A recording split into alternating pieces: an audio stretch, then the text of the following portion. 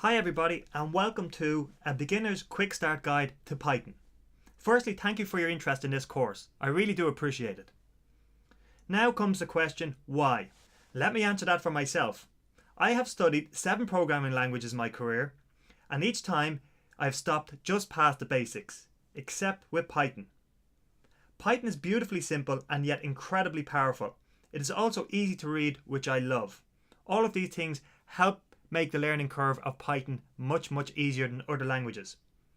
Python is very easy to learn, which means that in no time at all you'll be past the basics and learning a new valuable skill. Python is used for many purposes: video games, web apps, business tools, and most recently very heavily in data science.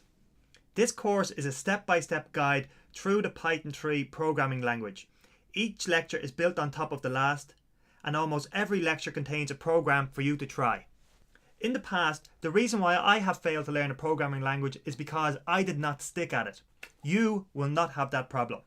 Not only is Python quick and easy to learn, you also have me as your accountability buddy.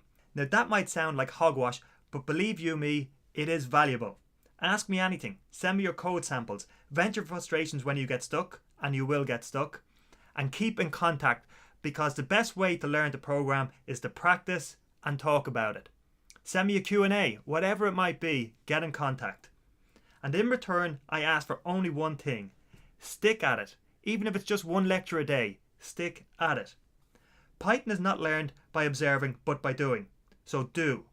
The longest lecture in this course is around 10 minutes. So when you don't feel like programming, ask yourself, can I spare just 10 minutes? So let's not waste any more time and let's get started. Thanks for listening, and I'll see you in the next lecture.